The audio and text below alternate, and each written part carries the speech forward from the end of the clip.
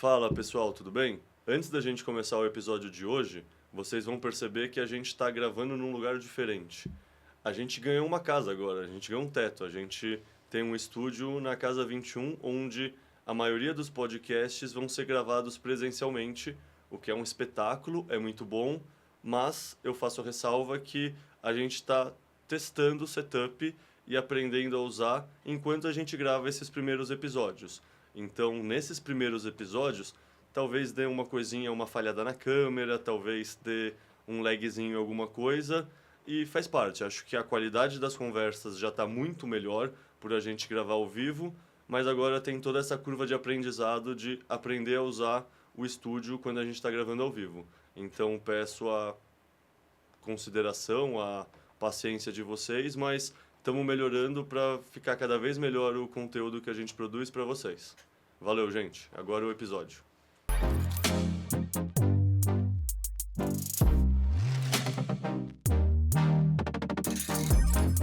Você saiu falando de educação e tudo mais. Pois é. Você quer fazer uma introdução? Como é que é? Não, assim, tipo, eu te Eu não sei conheço como é um que funciona isso, pouco pelo que o Lucas me contava bastante. Eu quero falar com você, sei lá, no O Lucas é muito gentil. Talvez ele tenha falado bem de mim, mas eu não sei dizer o quanto que ele... Acho que ele só meteu o pau, pra falar a verdade. Não, Então ele foi brincadeira. Não, o que ele falou é que, pô, tem um cara na UNB que tá tentando trazer o Bitcoin como tema de ensino na universidade. E isso, assim, chama muito atenção para os muitos aspectos. Mas antes de entrar nisso em específico, conta um pouco mais, sei lá, da sua trajetória. Porque você não foi sempre professor da UNB, você não foi sempre bitcoinheiro, assim. Então, sei lá, o que você estudou, sabe? Você quis sair fora da universidade ou seu foco sempre foi a universidade? Você sempre teve essa veia, assim, sabe? Como você chegou no Bitcoin e professor oferecendo uma disciplina de Bitcoin? Tá. Cara, eu sempre fui aquele cara, o nerdão da escola.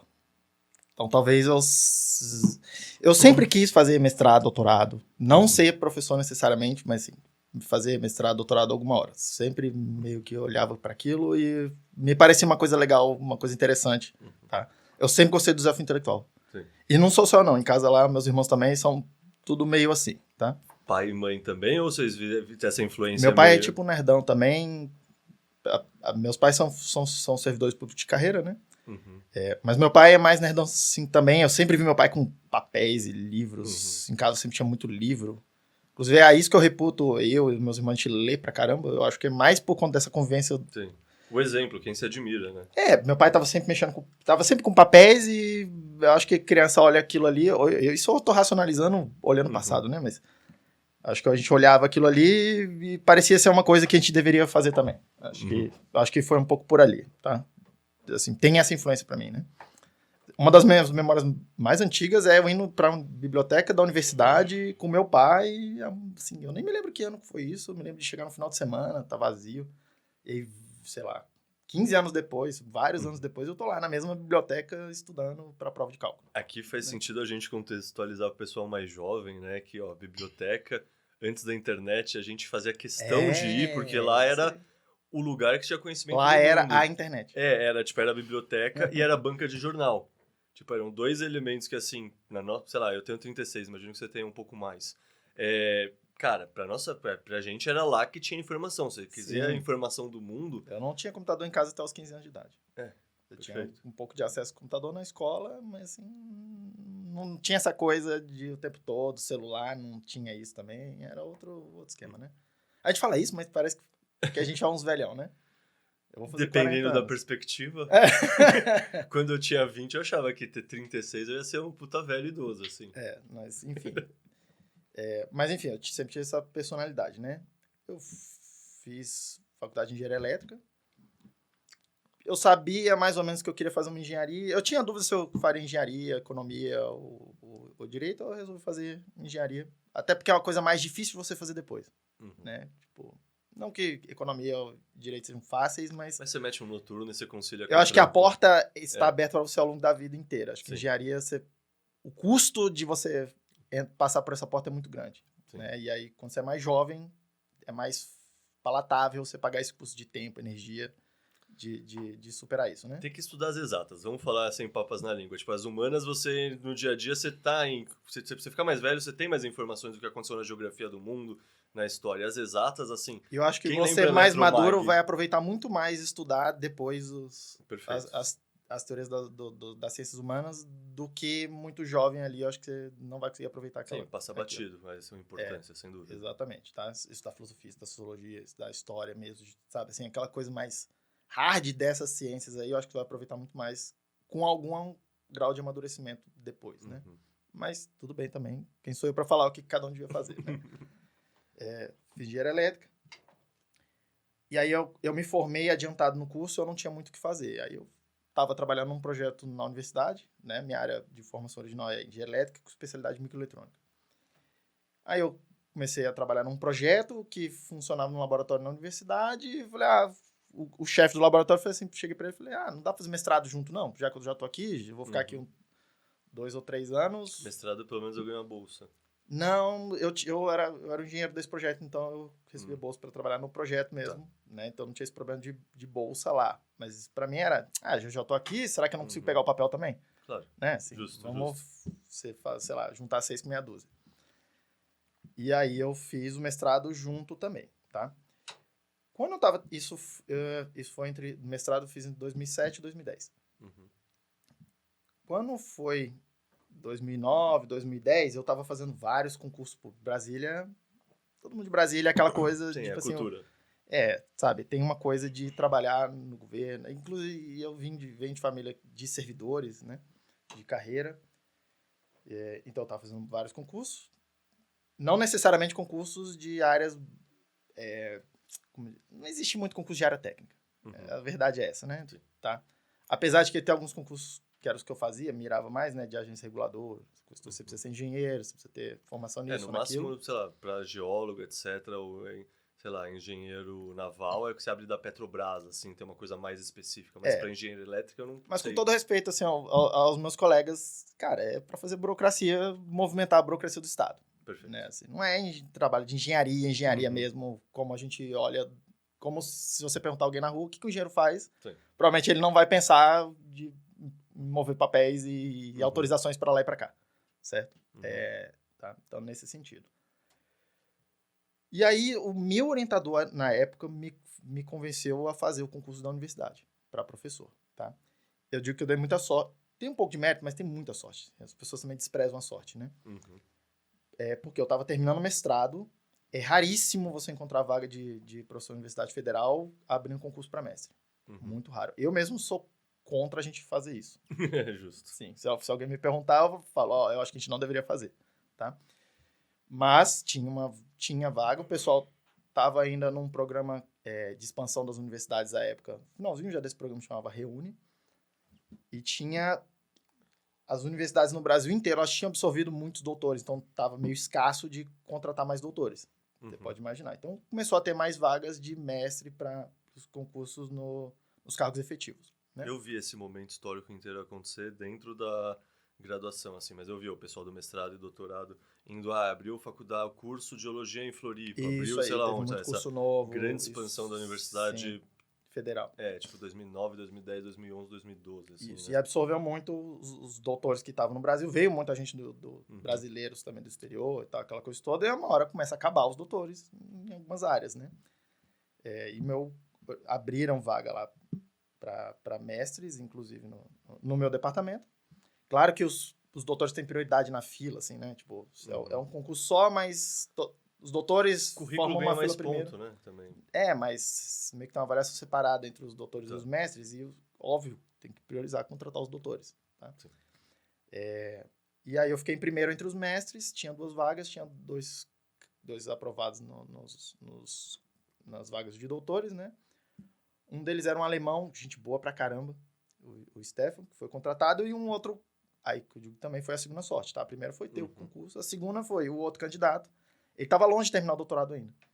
Né? E aí, a gente normalmente também demora entre ter o concurso e você ser nomeado, demora um tempo. Eu acho que ele contava com esse tempo e foi muito mais rápido do que todo mundo imaginava. Porque a catraca estava girando rápido nessa época. Aí ele não conseguiu entrar na vaga, eu fui convocado e entrei.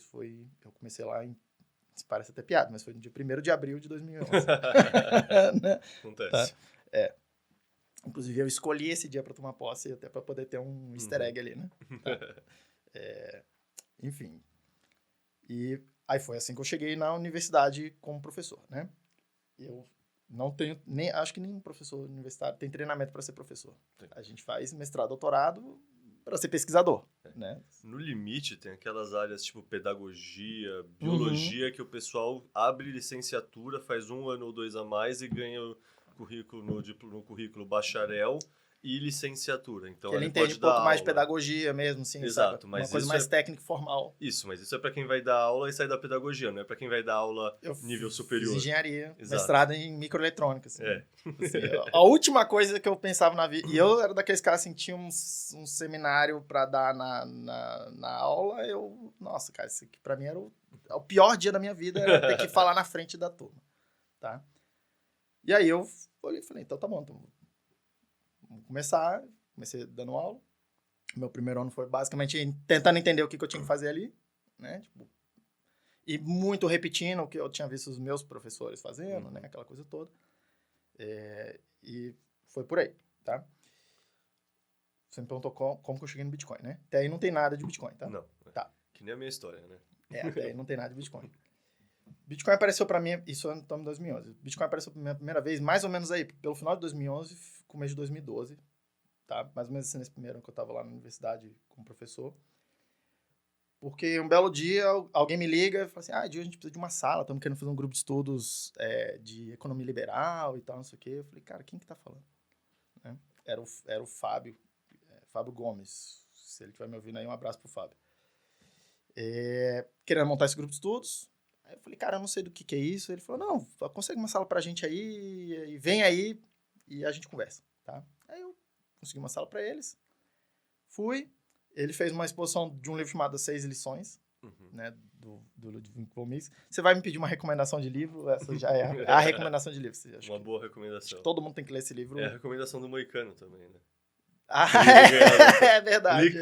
Read Mises, motherfucker. Isso aí, tá. E aí, aquilo ali, meio que eu olhei aquilo, achei...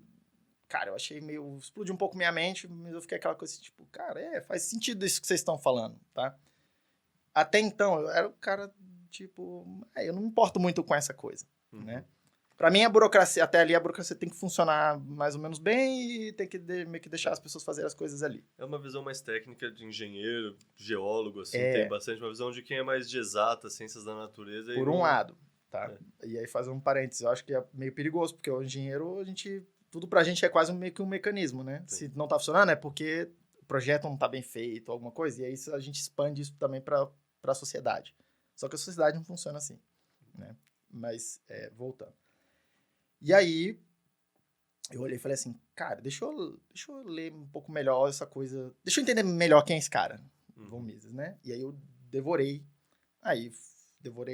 esse grupo de pessoas tinha um viés austríaco muito grande, né, de economia austríaca, e aí eu devorei tudo que você puder imaginar desses caras, porque fazem muito sentido. E eles explicavam muito algumas dores que eu percebia do funcionamento da máquina pública. E você não sabia articular, você não tinha palavra para isso, né? Exatamente. Eu só tinha um sentimento de, cara, isso aqui, por que isso aqui não funciona?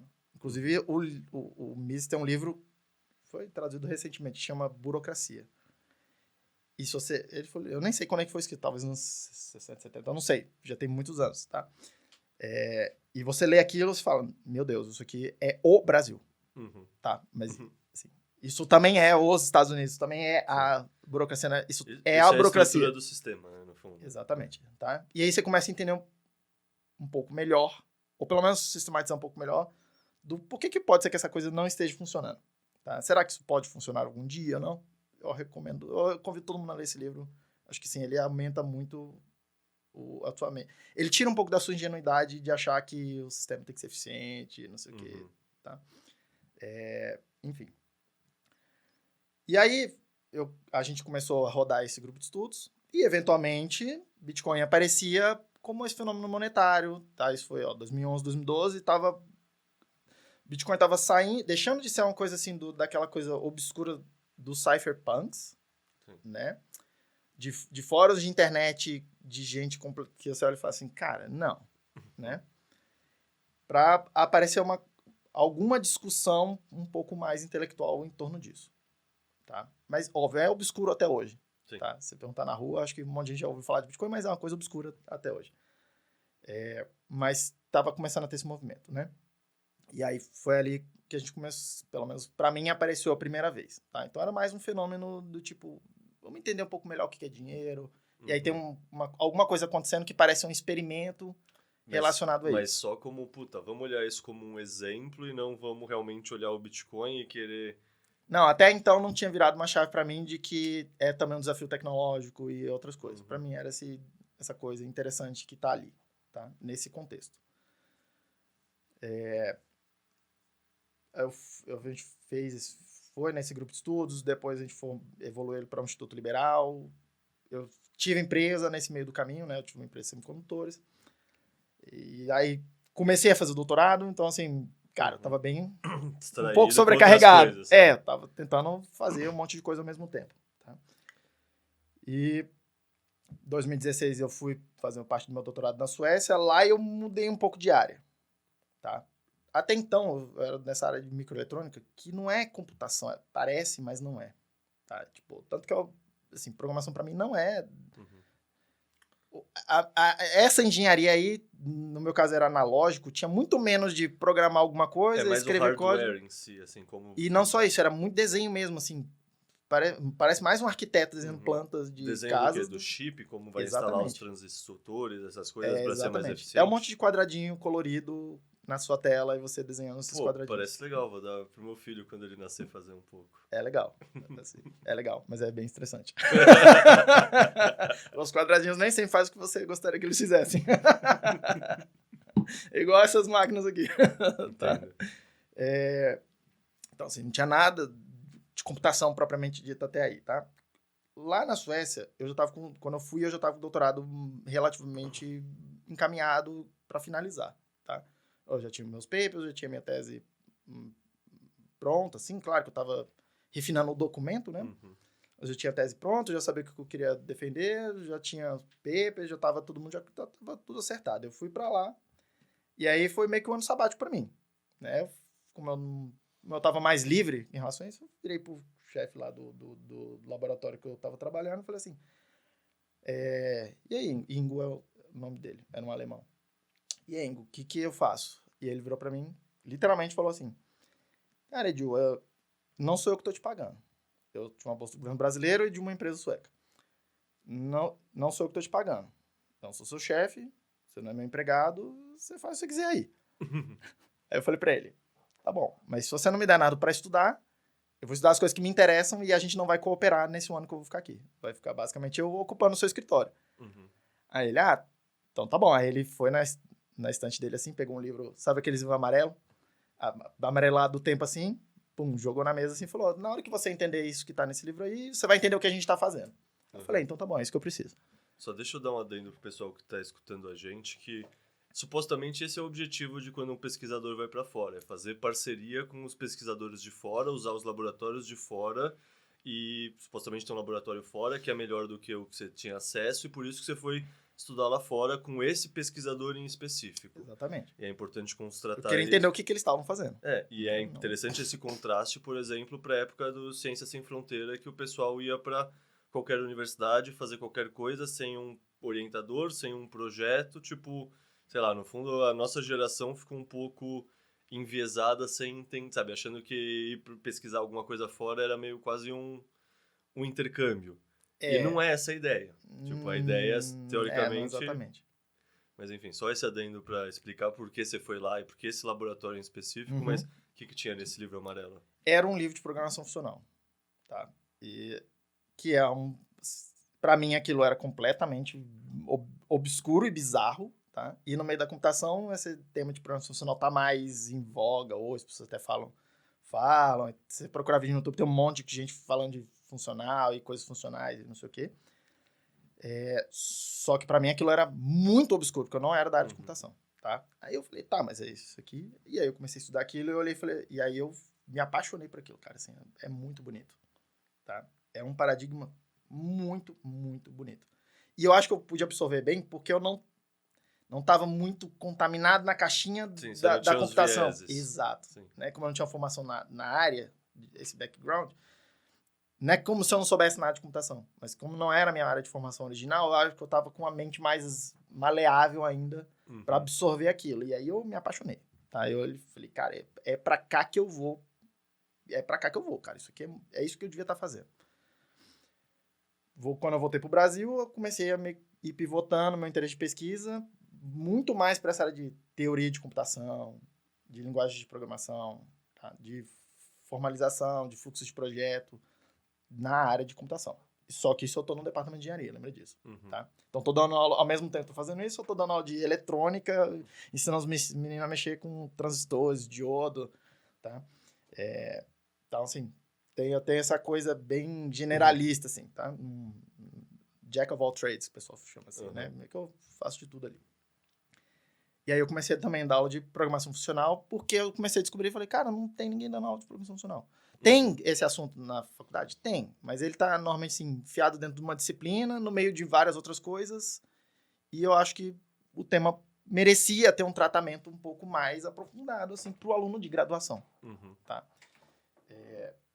Não só porque eu acho bonito, assim, eu acho que o aluno tem que estudar as coisas que são bonitas, as teorias que são bonitas, tá? Mesmo que não saiba exatamente para que serve num primeiro momento. Você não tá lá na faculdade, que eu vou falar aqui agora, vai soar bem polêmico.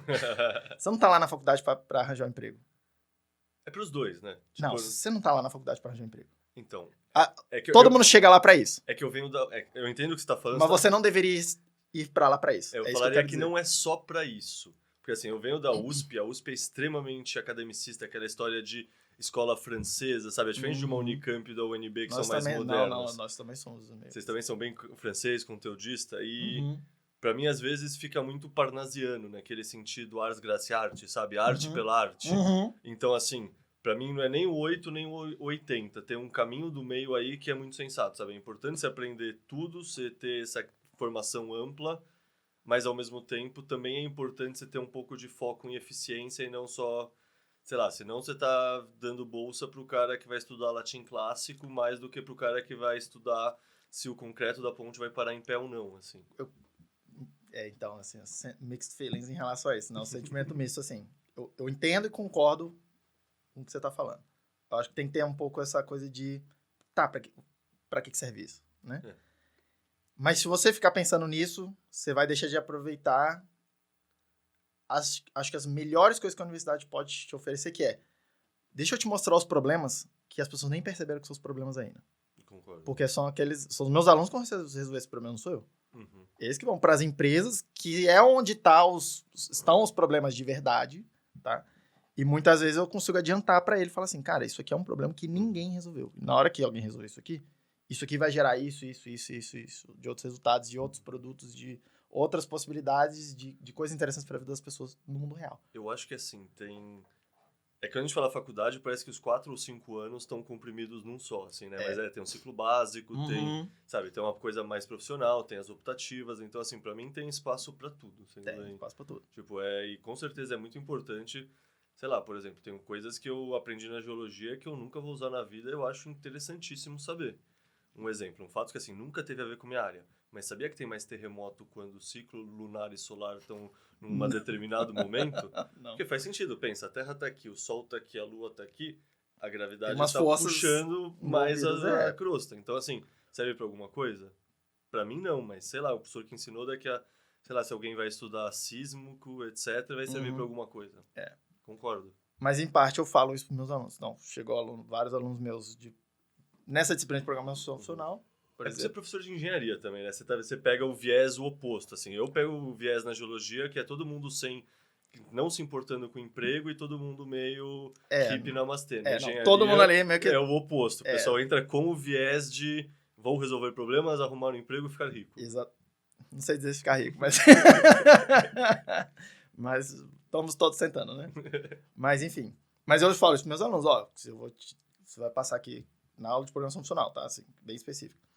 Você vai entrar aqui comigo, vou te ensinar uma linguagem Haskell, que você não vai usar no seu emprego. Não tem emprego de Haskell, praticamente, se você procurar por aí, vai ser difícil de encontrar.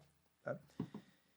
Por que você deveria passar 4 meses me ouvindo falar e fazendo os exercícios que são difíceis e implementando coisas que são difíceis e aprendendo uma coisa que é difícil? Porque isso vai te tornar um programador melhor nas coisas mainstream. Ou seja, eu quero expandir a sua mente. Ou seja, eu não quero te ensinar uma coisa, uma linguagem. Eu quero expandir a sua mente fazendo isso. Tipo, você aprender o Haskell e a programação funcional te torna mais eficiente no seu pensamento. É quase como se você tivesse 2 pessoas dentro de você pensando agora, 2 formas de pensar diferentes. E aí você vai ver um mesmo problema e fala assim, eu posso pensar desse jeito e tentar resolver o problema. E vai. Ou eu posso pensar daquele outro jeito e o mindset... Você deve falar mais de uma língua e quando você está falando uma segunda língua, você pensa meio diferente. Sim, você tem um léxico diferente, você tem acesso a conceitos diferentes. Exatamente a mesma coisa. Eu te levo para um outro mundinho mental e ali você vai pensar de uma certa forma e estruturar uma solução. Qual a linguagem você vai usar para expressar isso depois no mundo físico, fazer a máquina fazer o que você quer? Isso do meu ponto de vista, é só um detalhe... Certo. Só um detalhe de implementação. Seja, claro que isso no mundo real, isso é um problema concreto das empresas. Mas, ou seja, Python, C, C++ são linguagens, mas usam meio que uma mesma estrutura racional e lógica de encadeamento lógico dos elementos. Baseado na ideia de máquinas de Turing, vem dessa tradição. E aí a programação funcional usa uma outra linguagem, que é essa Haskell. Ou outras linguagens. Programação funcional está embutida em quase todo lugar, tá? Tipo assim, Python tem um monte de coisas vamos chamar assim, estruturas funcionais que você pode expressar, né? E aí, mas é um outro tipo de encadeamento lógico de raciocínios, baseado numa outra teoria matemática, chama cálculo lambda. Então, assim, eu te levo para outro mundinho, outra forma de pensar, tá? Como que você vai... Aí a ideia, a engenharia, primeiro é isso, né? Vamos estruturar alguma coisa no mundo das ideias. O projeto nada mais é do que falar alguma coisa, tá? Só que depois que eu falo alguma coisa precisa ser implementada no mundo físico, em um artefato, tá? E aí eu preciso, no caso nosso aqui de computação, tem uma stack específica, no caso da Bipalhão, não sei qual stack, vai ter uma stack específica, com linguagens específicas, sei lá, o banco de dados é esse aqui. O sistema de banco de dados é este específico, e ele tem essas características, ele tem essas propriedades. Como é que eu lido com ele, tá? Mas isso é a questão de implementação. Perfeito. Entendeu? Antes disso, tem a questão de arquitetura e como é que vai ser a solução. Tá? E eu entendo que se você tiver mais ferramentas mentais para fazer isso, é melhor do que você ter menos ferramentas mentais para fazer isso. Com certeza. Entendeu? Acho que esse é o final das contas, até o que as empresas estão procurando.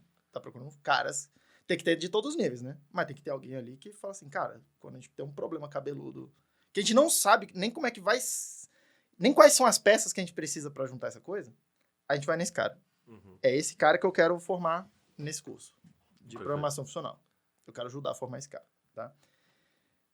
Enfim, mas aí vamos chegar no Bitcoin, quando eu cheguei lá ainda, tá? Estamos indo nessa coisa, nesse caminho aí, tá? Mas por que eu tô dando esse background aí? Pra meio que dar um pouco do panorama também do meu mindset de, tipo, cara, quando aparece um problema interessante, eu acho que tem que ir por ali. E eu quero expor meus alunos a esses problemas interessantes, tá? Por mais que eu goste de dar aula no ciclo básico também, tá? Beleza. E aí, por várias questões pessoais, eu ali por 2020 foi um ano difícil para todo mundo, né? Sim. Assim, tá? Em todos os aspectos. Teve gente que nadou de braçada, mas acho que a maioria... Todo mundo tem más recordações de 2020. Tá? Ou, no mínimo, teve suas crenças de mundo balançadas, sabe? Tipo, todo mundo teve alguma crise. Mudou alguma estrutura na vida. Tá. Então, ali para 2020, 2021, eu também tive essa coisa aí do lado pessoal e eu tava muito desiludido mesmo, querendo pedir as contas, tá? E aí eu tava meio que eu tava meio que me acomodando e falando assim, cara, acho que vou ficar por aqui e tal. E aí eu comecei a procurar inclusive outros empregos. Eu falei assim, cara, o que eu posso fazer por aí? Pra achar outra coisa pra fazer, porque não tá legal, tá? Por um lado, é confortável trabalhar na universidade, na academia, por outro lado, não tava legal, assim, tá? Até porque a vida não é só o trabalho, a vida tem outras coisas, o trabalho, às vezes, ajuda, às vezes atrapalha, né? E aí, eu tava procurando desenvolver habilidades mais de mercado nessa área de programação, porque eu pensei assim, cara, tipo assim, onde que tem emprego pra caramba e emprego remoto que eu posso trabalhar em qualquer lugar e tentar arranjar um emprego numa empresa americana ganhando dólar e viver no Brasil, tipo, noma, aquela coisa assim, né? Noma digital e tal. É o sonho, né? Geoarbitragem, ganha em dólar, vive em real. E eu ficava vendo os meus bons alunos, eles conseguem fazer isso, né? E eu ficava assim, caramba. Se eles conseguem, porque eu que ensinei esse menino aqui a fazer essas coisas aqui, tipo assim, não tirando mérito, os caras são bons mesmo, sacou? Mas eu ficava olhando, porra, esse cara acabou de formar, ele consegue fazer isso, por que eu não conseguiria, né? E aí, uma baita coincidência, eu tinha que devolver uma chave de casa para um amigo, Breno, que você conhece, Breno Brito. E aí a gente tava conversando sobre isso, especificamente, né? Breno era dos caras que eu conheci lá naquela história do grupo de estudos, lá atrás. Tava conversando com isso e ele falou assim, ele que trouxe esse assunto de Bitcoin de volta, ele falou assim, cara, vamos lá. Ele virou pra mim, você já entende qual é o problema que o Bitcoin tá tentando resolver. Porque foi assim que a gente começou lá atrás. Tu já é Bitcoin, tu já entendeu que isso é alguma coisa, tem alguma coisa fundamental por trás disso, desse projeto, tá? Que as pessoas ainda não entenderam completamente. Você não está trabalhando especificamente com essa tecnologia porque você não quer. Ele virou mais ou menos assim para mim. Não lembro as palavras exatas que ele falou assim. Você está aí procurando um projeto open source para contribuir para melhorar suas habilidades de programação e não sei o quê. Tá aí o projeto na sua frente. E um projeto que você sabe que tem uma puta demanda. É um projeto que eu já acreditava de que tem alguma coisa fundamental ali por trás que acho que nem a gente que está lidando com isso no dia a dia entendeu completamente. Sim. Tá? Eu acho que é igual à internet. Talvez hoje tá todo mundo olhando pra gente aqui falando, não, a internet tá aí, tá tudo na internet e tal. A gente ainda não entendeu completamente a internet. Concordo, imagina. Entendeu? A gente não sabe como é que vai ser a internet daqui a 10 anos, daqui a 20 anos, o que vai ter. É impossível prever, né? Aquela coisa que é um sistema tão complexo que a gente... É literalmente um sistema complexo. Nosso hardware foi programado, foi estruturado na savana. A gente não tem capacidade de processamento para extrapolar essas tendências. E aí eu olhei e falei, realmente, né, Breno? Faz todo sentido. Isso foi mais ou menos... Isso tem mais ou menos um ano. Tava um ano, mais ou menos no final do ano passado. Aí eu falei, então, é mesmo, né, Breno? Você tem razão.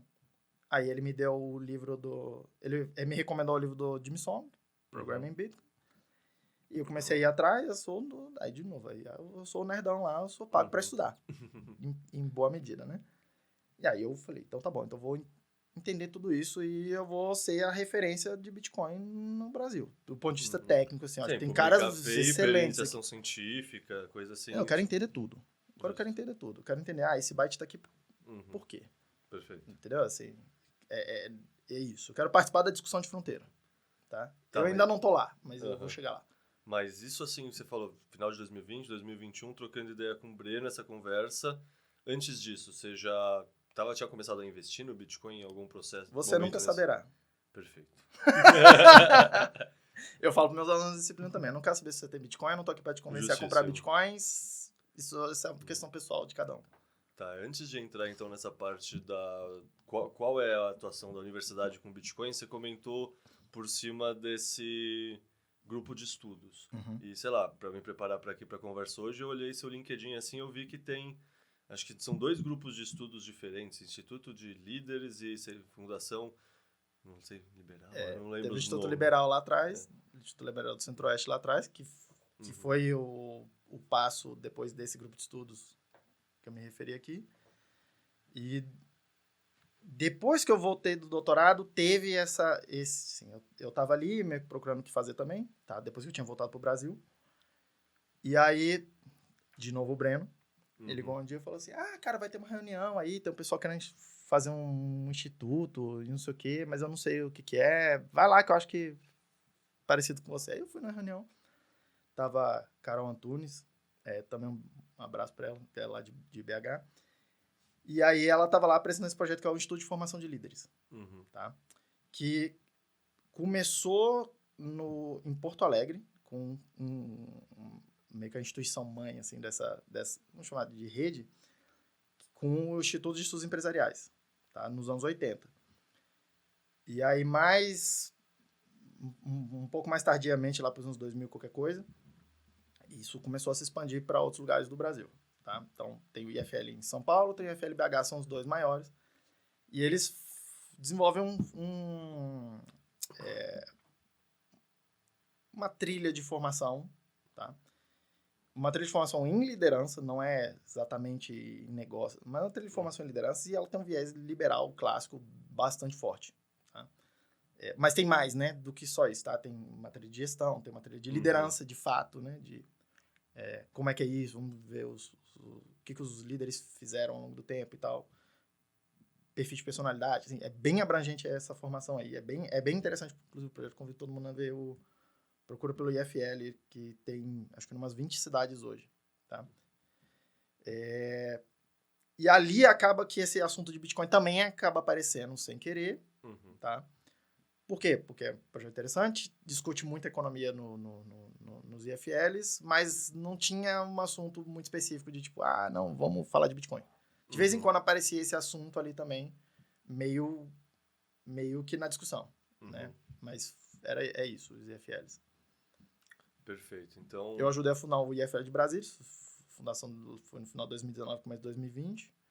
Eu fui presidente em 2021 e hoje eu sou conselheiro do IFL de Brasília.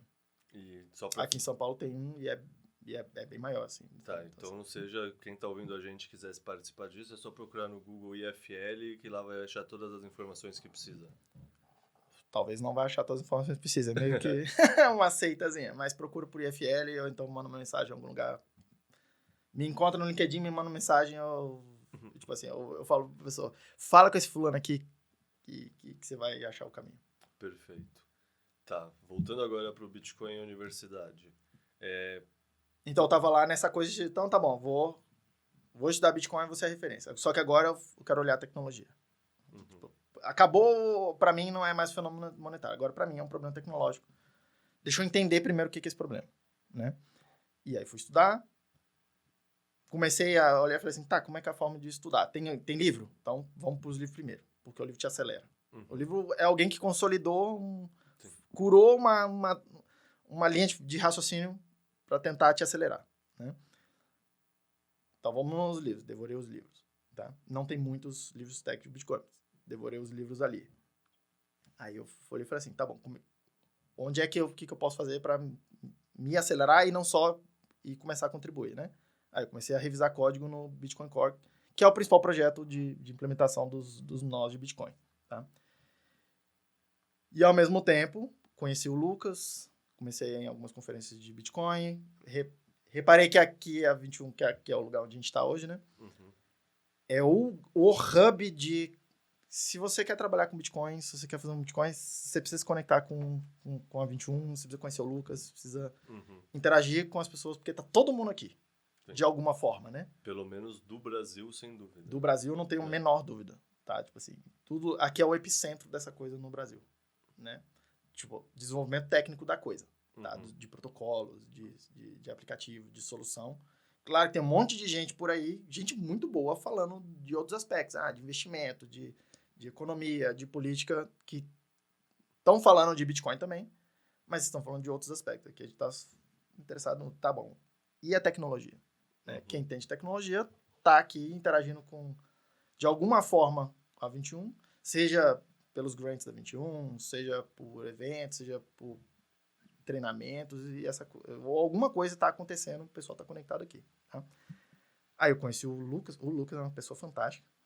Assim, o Lucas não sabe a força que ele tem. Não tem ideia.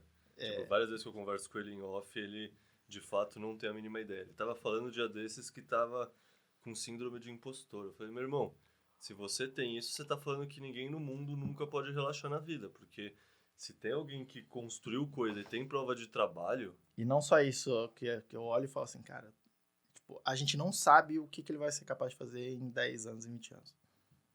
A gente não sabe o que isso aqui vai virar nesse tempo. Nem ele sabe, assim, é difícil. Entendeu? Assim, mas...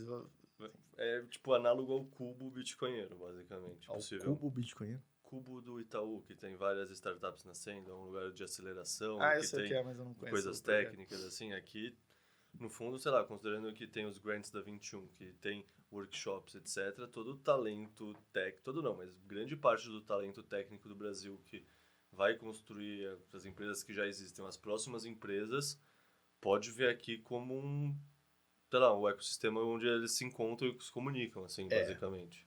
Isso reverbera a partir daqui. Exato, aqui é o hub. Por isso que eu venho bastante para São Paulo, porque aqui, assim, a gente é bem de tecnologia, a gente interage bem à distância. Mas nada substitui esse papo aqui, tomar um café e sentar e... É o primeiro podcast que a gente está gravando aqui no estúdio da Casa 21. Ah, né? Legal. Eu já gravei um presencial assim com o Fernando Sterling, quando era o Bipa News, já gravei um com o Alfazeta, mas assim, é muito diferente conversar ao vivo com a pessoa assim, porque se a gente estivesse falando pelo Zoom, tipo, eu tenho medo de te interromper e fazer uma observação, porque talvez tenha um lag e aí você interrompe o seu dinâmica é muito diferente. É muito diferente. E assim, perde muito, sabe? E o fato de você estar no computador é muito diferente também, sabe? Você não tem a pessoa inteira, você não consegue se expressar. Se eu faço assim com a mão, não aparece. Sim. Tipo, é outra história. Outra história. Sim. Tipo, no fundo, o Zoom não permite a conversa de quando você vai tomar um cafezinho, assim. E o ser humano é um ser social, por mais que é eficiente o Zoom... Tem alguma coisa, alguma parafusinho na nossa cabeça que gira quando a gente tá perto das outras pessoas, né? É isso, tipo, no fundo, e nenhuma tela vai substituir isso. Mas isso tudo do ano passado pra cá, isso é um ano agora, tá? E aí eu olhei e falei assim, cara, eu percebi isso logo e falei assim, colei no Lucas e falei, Lucas, o que a gente vai fazer? Tá? Teve até uma vez que a gente tava aqui no Beat Devs, aqui no auditório aqui fora, e o pessoal se apresenta, né, no começo da coisa, e aí eu me apresentei, eu sou Edilson, professor na Universidade de Brasília, e o próximo grant da 21. Aí o Lucas já ficou assim, mas como assim? Tá, falei, porque, cara, assim, logo cedo eu olhei e falei, cara, isso aqui é aqui que as coisas vão acontecer, né? E aí eu tava conversando bastante com o Lucas. O que você quer fazer, Lucas? O que você quer fazer, cara? O que você quer fazer? O que você quer fazer? Porque eu acho que tem muita vontade, tem desejo, tem algum funding, afinal tem uma estrutura aqui funcionando, né? Então eu já percebi, olha, tem algum funding aí. Talvez esteja faltando gente. Gente é sempre um problema. Eu acho que o principal que estava faltando e que agora tende a melhorar é a questão de tempo para ter o ócio criativo e ter a visão de como estruturar mais coisas. E o Lucas, querendo ou não, tudo que ele construiu a SetsConf e a 21 foi tendo um emprego de 44 horas por semana junto, tá ligado? Na Lighting Labs. Então, pensa no desafio que é fazer tudo isso e sem poder se dedicar ao quanto ele gostaria. Tipo, ele se dedicando mais, eu acho que aí começa a ter ócio criativo, você começa a ter mais ideias, começa a conectar mais pontos. E aí Mas não é só isso, eu acho que precisa de mais gente, porque as pessoas elas são especializadas em determinadas atividades. Perfeito, sim. Né? Que foi uma das coisas que eu fui puxando pro Lucas. Ele me falou, cara, eu tenho essa ideia de ter programas educacionais, já tinha os grants, não, mas de ter formação de gente, né? E eu olhando e falei assim, vamos começar amanhã ou depois de amanhã? Né? Tipo assim, e aí, vamos lá, vamos fazer, vai acontecer. Tá? E por que isso, tá? E eu tô querendo aprender, cara. Eu acabei de chegar. Né? Eu não sou, tipo, o cara entende tudo. Não, eu sou nerd, tenho bastante tempo pra estudar, eu sou pago pra estudar e ensinar os outros. E se você transformar como foco de escopo do seu estudo Bitcoin para você dar aula, é muito acelerado. O melhor do mundo. Exato. E aí, cara, uma das melhores formas de você aprender alguma coisa é você tentar ensinar para outra pessoa. Fazer outra pessoa, ajudar outra pessoa a entender aquilo. Tá? E para mim, ensinar é muito disso.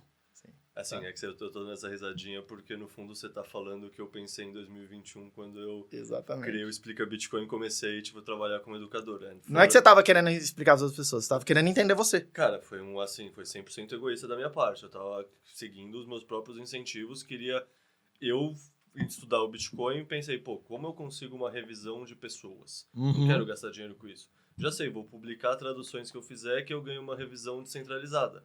Eu tô gerando valor pra pessoa, mas a pessoa tá gerando valor pra mim. Eu fui sendo egoísta, mas isso gerou valor pro outro, então foi um egoísmo com incentivos alinhados, que é o que faz uma sociedade funcionar, né, no fundo. Exatamente.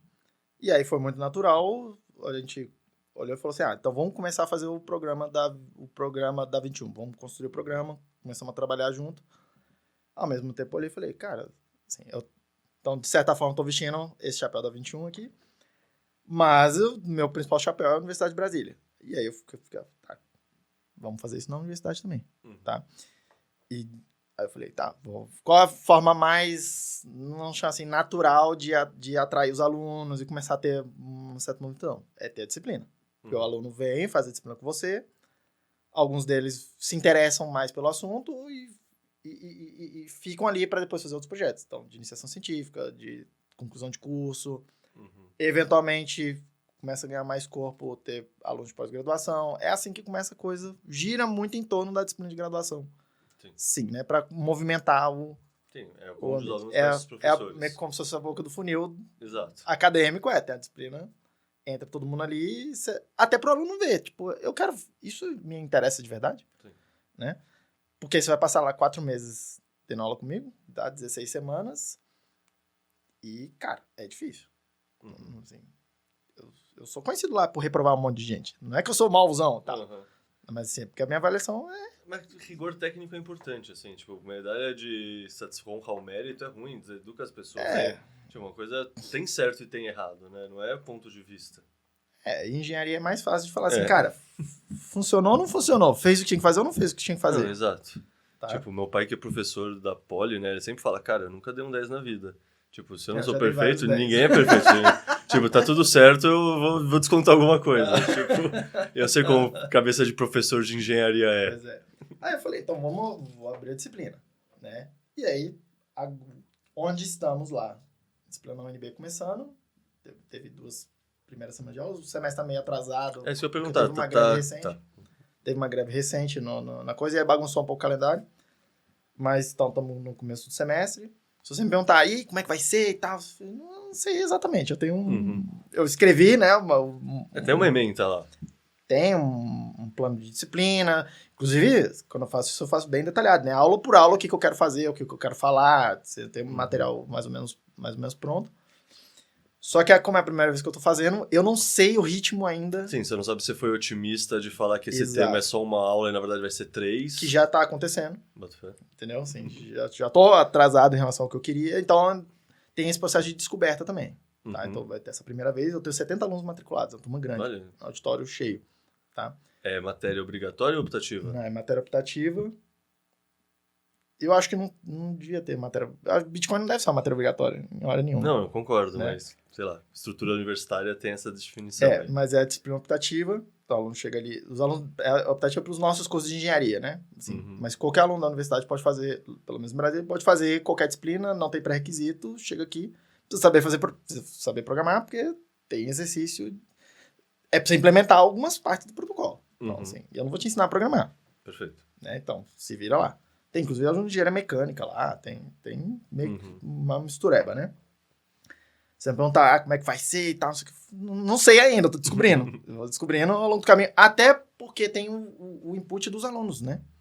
Tá? Você vai vendo as perguntas e vai direcionando. Então, vamos falar mais sobre isso, ou vamos falar mais sobre aquilo, para tentar ver. Mas a ideia é cobrir pelo menos o essencial para deixar o cara independente depois.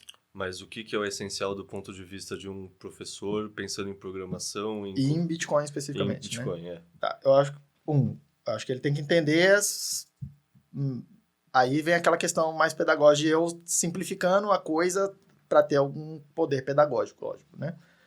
No meu entender, tem 3 partes fundamentais. Tem a ideia de transações, e aí, que é a principal parte. Eu acho que é isso que é o core do sistema. Tudo gira em torno das transações, tudo é feito para as transações funcionarem. E aí tem vários assuntos específicos relacionados com isso, né? De contratos inteligentes, os scripts, de criptografia em si, de assinaturas, como é que funciona a assinatura, como é que funciona a autorização e validação, como é que funciona essa coisa nas transações. Então, e boa parte da inovação, né, de outras camadas, você realmente precisa compreender esses contratos, porque são contratos mais complexos que essas outras camadas estão implementando. Entendi. Tá? E onde é que estão expressos esses contratos? Então, estuda outras, ou seja, estuda as segundas camadas e sidechains também? Se a gente der tempo de chegar lá. Perfeito. Entendeu? Mas a minha ideia é, você vai entender transações o suficiente. Se eu não falar nada de Lightning para você, você vai entender os time locks. E na hora que você estiver vendo lá os contratos, aqueles HTLC da Lightning, você vai começar a olhar como aquilo funciona, você vai entender o princípio por trás daquilo. Você já entendeu o que vai acontecer, né? O quê? Você vai ter uma segunda disciplina optativa no outro semestre. Espero que sim. Que é a continuidade dessa, que é as segundas camadas do Bitcoin. Que aí vai ter uma parte sobre Lightning, uma parte sobre Liquid. Espero que sim. Porque, pelo que você falou, ou assim... de Cachu, de Cash, de Arc. Exato, Arc. porque assim, você falar isso corrido junto com o resto do Bitcoin... Não. Por enquanto é uma disciplina básica, fundamental. Tá? Então essa é o principal. Segunda parte importante do sistema, né? Que é o que todo mundo fala, é a ideia da blockchain. Né? Então, quero também conseguir passar bem por que essa coisa de blockchain tá ali. Para mim, é a parte menos interessante do sistema inteiro. Mas é o que mais se fala, onde está mais o hype. É a palavra-chave que o pessoal pegou para não precisar falar Bitcoin, vamos falar essa palavra-chave aqui, blockchain. É blockchain, né? Mas tá, o que é isso? Qual o serviço que ela tá... Por que ela tá ali? Cada peça tá ali por um motivo. Sim. Queira ou não, um artefato de engenharia. E tem essas questões de rede. Como é que um nó se conecta no outro? Tá? Assim, quando eu falo assim, vai mandar um bloco pro outro. Tá, mas como que isso acontece? Fala, pessoal, tudo bem? Desculpa interromper o podcast, mas eu tô passando aqui para pedir aquilo que vocês estão carecas de saber, né? Curte, compartilha, segue a gente no YouTube, segue a gente no Twitter. Tudo aquilo que vocês sabem que ajuda o canal a crescer, ajuda essa mensagem a chegar para mais pessoas e que às vezes a gente esquece de fazer, né? Então, por favor, dá essa força lá.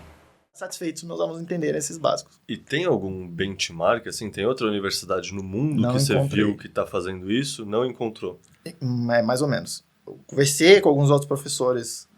Um professor no Texas, conversei com um professor na Carolina do Norte, que tem uma disciplina de Bitcoin, mas eles não são tão... Eles têm uma pegada mais de geral do que de específico que vamos implementar. É dentro protocolo. da engenharia ou é dentro da economia, por exemplo, uma parte mais econômica Um é na do economia, Bitcoin? um é na economia, que é um curso mais técnico mesmo, que é mais baseado no Mastering Bitcoin, Certo. né? Que você vai ver lá protocolos, vai entender coisa de protocolo, mas você não vai implementar. Então é técnico, mas é menos técnico do que eu quero. Economista. E tem esse professor na Carolina do Norte que, quando eu conversei com ele, ainda estava bolando a ideia e ele estava querendo fazer alguma coisa na mesma linha. Mas eu acho que ele tem mais potencial ali de, vamos implementar isso aqui, ou vamos ver essa implementação mais específica, né? É porque eu acho que esse processo... O meu é hardcore mesmo, assim. Não, porque esse processo que você está falando, cara, para mim é o começo de um processo que a gente vai ver pipocando, sabe? Que nem Qual tem processo? De o Bitcoin ser estudado como um tema de estudo a nível superior, com, sabe, professores ensinando isso na universidade, com alunos fazendo iniciação científica, com alunos desenvolvendo teses de trabalho de formatura ou tese de doutorado, dissertação de mestrado, sabe? É um assunto que cada vez mais está caindo no mainstream, não é só para Wall Street e o Larry Fink e a BlackRock, é para todo mundo, assim. Então, para mim, você está muito, sei lá, antecipando uma tendência que vai surgir assim, sabe? Tipo, a Bitcoin Beach surgiu primeiro, hoje em dia tem várias economias circulares assim. Puta, eu acho que assim, não sei, no fundo tem um lado muito bom de ser o pioneiro, né? Que é aquela coisa que todo mundo vai usar como referência, ó, eles estão fazendo. Por outro lado, na academia tem uma parte mais pragmática, mais burocrática, que eu não sei o quanto você levou em conta e é isso que eu quero te perguntar, que é, tá, mas você vai ter alunos de iniciação científica, você vai querer publicar papers com eles, provavelmente, porque é isso que faz um pesquisador subir na carreira acadêmica. Não é a qualidade da sua aula e quando os alunos te avaliaram, não é a qualidade da sua pesquisa, é o quantos papers você publicou. E a qualidade desses papers. Também a qualidade, mas também tem uma coisa muito numérica, né? Não tem aquela crítica da ciência fatiada em salsicha, assim, por exemplo, que você faz 10 papers em vez de fazer um paper muito bom. Como você considerou isso, assim, sabe? Tipo, sei lá, tem revista especializada de Bitcoin não já? Tem revista. Isso é outra coisa também, assim, cara, isso...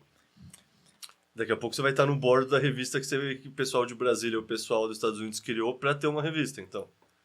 Eu não faço a menor ideia de como é que vai ser o futuro, cara. Mas, assim... Cara, assim, vamos por partes. Tem uma frase que esse meu orientador lá, que era o alemão lá na Suécia, falou pra mim. Logo no começo, assim, eu não lembro porquê, mas ele me marcou essa frase. E ele falava alguma coisa assim. Provavelmente porque a gente tava conversando, eu naquela coisa de programação funcional, e eu falava assim, cara, por que isso aqui não é ensinado lá na faculdade? Tipo, cara, isso aqui tinha que estar no currículo das escolas de computação e tal. Tipo, não só mencionar, mas com profundidade, tá?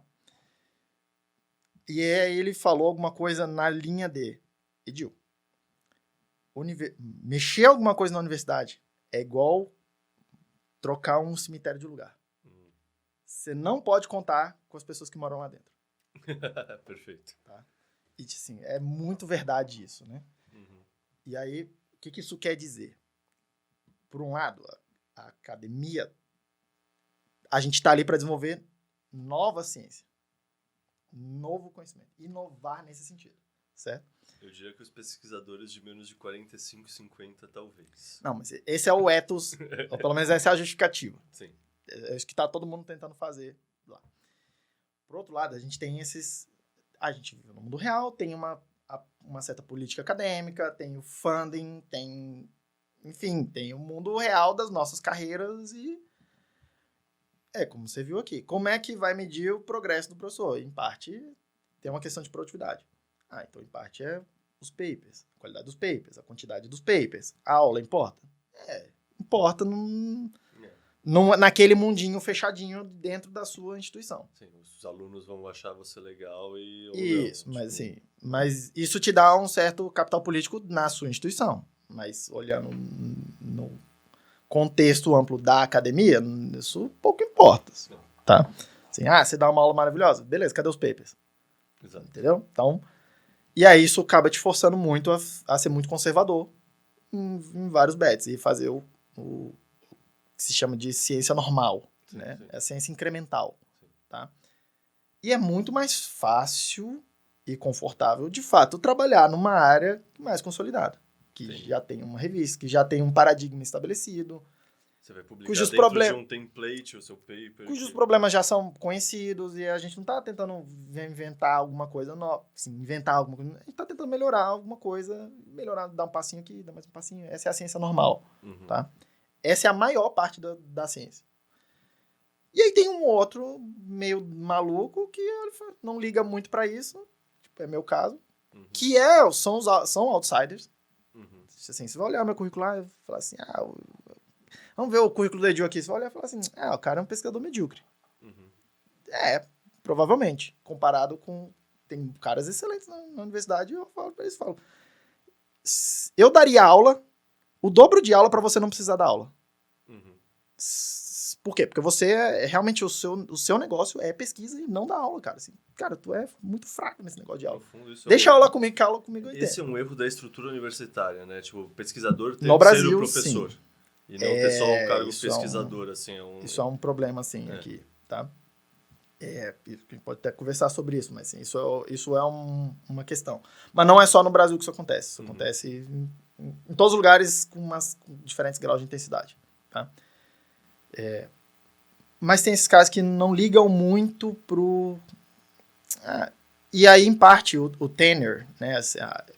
Tenure é essa coisa da estabilidade que tem no serviço público no Brasil, existe para os professores no mundo inteiro. Que a gente chama de tenure, tá? E claro que é um pouco diferente nisso, como é que funciona a estrutura acadêmica dos outros lugares. Mas o professor, via de regra, ele é estável no cargo dele em outros lugares também. Tá? Não é só no Brasil. Aqui no Brasil é coisa de brasileiros, mas enfim, tá? É estendido para todo mundo e tal. Mas faz algum sentido o professor ter essa coisa. Pra quê? Justamente para ter alguns dos caras que vão olhar e falar assim, eu não ligo para essa ciência normal, isso não me interessa, eu não quero fazer isso. Tá? E eu quero procurar problemas intelectuais mais interessantes. Eu quero procurar o problema que ninguém tá vendo que é um problema ainda. Só que isso é um problema para a carreira da pessoa. Onde que eu vou publicar isso? Sei lá, não tem um jornal de Bitcoin. Exato. Entendeu? Não tem um jornal de Bitcoin.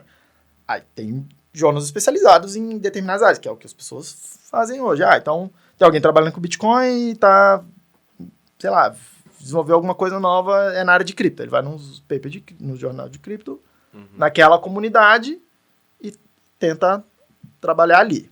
Ah, não, tem gente trabalhando com redes e sistemas distribuídos, e aí ataca aquela comunidade. Qual o problema disso?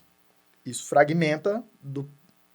Se você entende que Bitcoin é uma disciplina em si, assim, tem complexidade suficiente para se tornar uma disciplina em si, isso fragmenta essa disciplina. E você nunca vai ter coesão nessa disciplina. E essa disciplina nunca vai ter os seus problemas e se tornar uma ciência normal para ter um monte de doutorandos e um monte de gente pesquisando e resolvendo os problemas incrementalmente. Tá? Enquanto a gente não chegar nesse ponto, vai ser esse monte de malucos, de gente que tá meio... Na academia vai ser um monte de gente... Esses meio doidos, assim, que estão abrindo mão de fazer os papers e não sei o quê, e ter uma carreira normal, tá? Estão arriscando pra caramba, porque pode ser que pode ser que eu não encontre problemas que eu consiga publicar, pode ser que não dê certo essa iniciativa, desse ponto de vista. Ninguém sabe como é que vai ser, tá? E todo o desenvolvimento da coisa fora da academia, que é o que a gente vê hoje, né? Assim, Bitcoin não surgiu na academia.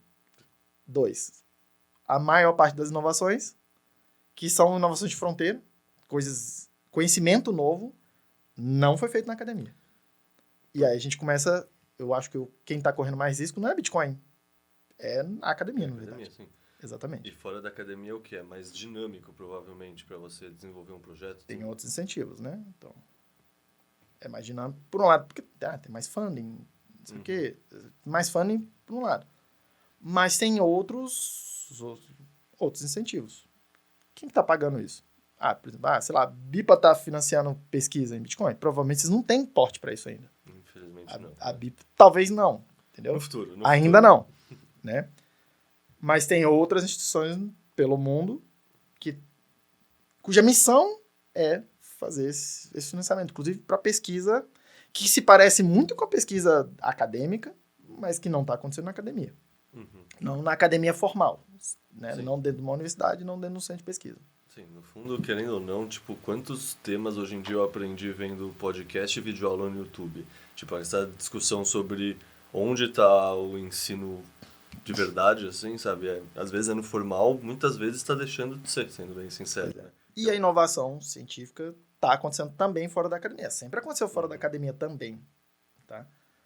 É que a gente gosta de achar que acontece ali no mundinho fechadinho. A gente, professores, é bom a gente defender o nosso feudo ali, claro, né? Falar assim, não, a ciência é aqui com a gente. Quem não tá aqui com a gente é outra coisa, tá? Mas isso não é verdade. Tá longe de ser verdade. E você comentou que você quer ser o próximo grantee da 21. Pode ser brincadeira, mas eu vou aproveitar para puxar. De certa forma, eu já sou, sem o Lucas falar que eu sou grantee. Justo. Mas assim, vamos falar aqui você que fosse um estudante agora definindo o seu projeto de doutorado. Porque, para quem não sabe, doutorado. É aquele momento que você meio que tá fazendo o rito de passagem na tribo indígena. Se você é nós ou você não é nós. É isso mesmo. Tipo, lá na USP a gente falava brincando que, mestradinho é uma iniciação científica sério. Mas o pessoal é muito bonzinho na banca, no seu TCC, TF também. O pessoal é muito bonzinho na banca. Chega no doutorado que é esperado realmente que você tenha uma contribuição ímpar, uma contribuição inédita, uma contribuição realmente relevante para a ciência, para a sua área. Não precisa ser nada grande, mas tem que ser... Exato, tem que ser uma coisa... Tem que ser inovador, sim. A gente tem seria... que aprender uma coisa nova. Exato. Qual seria o seu tema de doutorado? Você já pensou nisso? Não faço a menor ideia, cara. Ou seja, nessas todas as áreas, assim, não tem uma área, você falou, a parte das transações, a parte de como a rede funciona, não tem algum desses quebra-cabeças que você olha e pensa, caramba, isso aqui que me atrai? O que tem me atraído muito é esses mecanismos nos contratos para habilitar essas novas camadas. Esses problemas. E essa é parte da discussão de fronteira. Aí a gente começa a olhar e falar, tem história de BitVM, Arc, e Cachu, não sei o que, Lightning mesmo, que puxa muito dessa discussão, né? Que puxa essa discussão de covenants, de não sei o que, outros upgrades. Essa discussão que tá me interessando mais. Mas eu ainda tô tentando entender em profundidade o problema. eu já entendi o panorama geral, tá? Estamos tentando fazer isso, estamos tentando ir para essa direção. Ah, escalabilidade. Ah, mas o que significa isso? Exatamente, o que significa isso? Tá? Como é que eu meço essa escalabilidade? Né? Tipo, isso aqui é mais escalável, isso aqui é menos escalável. A gente precisa começar a ter alguma noção disso. Esse é o problema que tá me puxando mais agora, mas eu comecei a estudar isso seriamente tem um ano. Sim. Entendeu? Daqui a um ano você vai olhar pra trás e pensar, cara, como eu tinha uma visão verde. Né? Eu ainda não tinha entendido nada. Não. Eu Isso espero. normal. Há um ano atrás, eu olho hoje, eu olho um ano atrás e falo assim, caramba, ali eu não tava entendendo nada ainda. E convenhamos que, porque às vezes a gente fala isso, o pessoal em casa pode achar que eu tô falando que você era burro. Não, tipo, qualquer ser humano que não olhar pro seu um ano atrás e não ver o quanto você evoluiu, quanto você amadureceu, tá fazendo alguma coisa errada na vida, no fundo. Ou tá sem foco pra dar uma direção pra alguma coisa, algum problema difícil, né? Então, assim, eu ainda tô tentando descobrir quais são os problemas difíceis. Mas eu tô mais... Me interessa mais essa coisa dos contratos, tem a ver com as transações e o protocolo nesse nível, né? Mas quando você fala contratos, é o que o protocolo já permite hoje em dia? Porque muito dessa discussão de escalabilidade tem justamente várias propostas diferentes de forks diferentes, com OpCat, não sei, os nomes dos forks tem vários, assim, mas no fundo, quando você fala fronteira, então essas propostas de atualização para permitir mais coisa na custódia, por exemplo? Ou... Essa é exatamente as coisas de fronteira. Olha só, a gente tem a gente quer chegar em tal lugar. A gente poderia fazer isso, poderia fazer aquilo outro. Qual que é a melhor opção? Não, porque isso, porque aquilo, porque não sei o quê. Se você vai acompanhar essa discussão, não é uma discussão política de, eu acho que é melhor isso, eu acho que é melhor aquilo. Mas acaba sendo, né? As pessoas ficam muito... Tem um pouco isso. muito, esse é o meu lado, eu vou defender esse lado agora. Claro que tem, porque não é sobre a tecnologia, é primeiro sobre as pessoas. Eu propus essa tecnologia, eu não vou falar que é a sua tecnologia, é a minha tecnologia. Entendeu? É primeiro sobre as pessoas e depois sobre a tecnologia. Essa coisa de Bitcoin inteira é primeiro sobre as pessoas. Tá? Mas a gente precisa chegar num consenso, porque é muito fácil quando tem uma empresa falar assim, eu que mando aqui, a minha opinião é essa. Quando eu digo a minha opinião, eu posso, inclusive, ter justificativas técnicas e racionalizar essa coisa e falar assim, tá bom, vai ser assim. E vai ser assim. Entendeu? E aí, tem que ter isso nas empresas. E aí o mercado, que são todas as outras pessoas, decide se era aquilo ou se não era aquilo. E a empresa tem sucesso ou não tem sucesso. Tá? Quando a gente trata do protocolo em si, não tem um dono. Bitcoin é o único que é realmente descentralizado, que aí você percebe isso quando tem essa discussão e é difícil a gente chegar literalmente no consenso. Para onde que a gente vai. Entendeu? Porque nisso do protocolo, se cada um tentar ir para um lado, eles se separam em vez de conseguir fagocitar os outros. E então isso é um problema, né?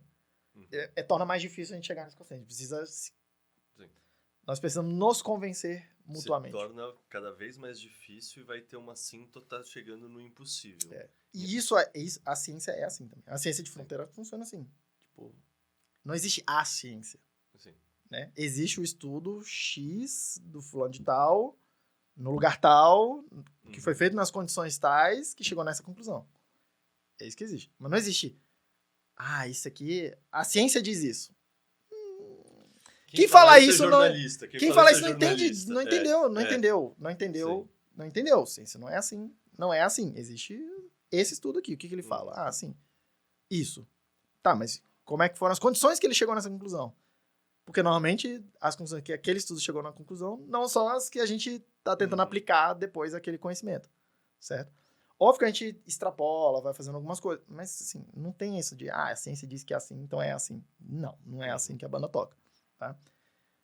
E, obviamente, a gente está tentando convencer uns aos outros. Só que ali na ciência normal, na ciência formal institucional ali, tem o journal, tem os papers, eu publico a coisa, e isso eu vou fazendo a minha carreira em cima disso. Certo? Eu não preciso convencer ninguém. Não é que eu não preciso convencer ninguém, mas para publicar um paper numa conferência, eu preciso convencer 2 ou 3 pessoas que são os revisores ali. Sim. Você quer mudar um paradigma, você precisa convencer todo mundo do paradigma anterior. Que é questão no Bitcoin. Não tem um lugar que eu vou lá e convenço 2 pessoas e tenho paper, né? Não, eu faço uma implementação e vou tentar eu preciso convencer milhares de pessoas, potencialmente, para, de fato, aquilo, a minha voz ser ouvida ou ser lida. E aí, enfim, sim, eu não estou dizendo o que é melhor ou pior, eu não sei o que é melhor ou pior, mas é como é, certo? Então, assim, me parece, esse mundo de Bitcoin também parece muito o desenvolvimento, como é na academia. Tá? Por isso que me estranha um pouco não ter mais acadêmicos interagindo com Bitcoin e tal. Tem alguns, assim, pelo mundo, né? Tem poucos, assim, o que eu acho que é que os Bitcoiners, em média, são muito refratários a títulos, né? Por exemplo, você chegar falando, não, eu sei disso porque eu sou professor. Ah, sim. Argumento de autoridade, exato. não, realmente, sim. Querendo ou não, muitos dos acadêmicos são acadêmicos, assim, querendo ou não, o bitcoinheiro, em média, ele tem uma desconfiança e uma coisa meio antissistêmica, né? E os acadêmicos, em geral, é o aluno que sentava na primeira fileira, levantava a mão rápido Exatamente. e o sistema recompensou e recompensou. Isso então, aí. é difícil essa pessoa ser antissistema. É verdade. E aí rola um grande atrito aí, né? É verdade. Tem que achar os caras que são meio libertários também. Não, exato, exato. Cara, mas no fundo essa discussão toda de desenvolvimento, na sua cabeça, o Bitcoin meio talvez já tenha ossificado, mesmo se não seja o pessoal debatendo isso, simplesmente porque ninguém vai conseguir um consenso forte o bastante para propor alguma mudança? Porque eu já vi gente discutindo isso e assim, eu entendo que não dá para falar ossificado do ponto de vista literal, porque sim, tem um bug do milênio no Bitcoin que vai precisar mudar alguma coisa.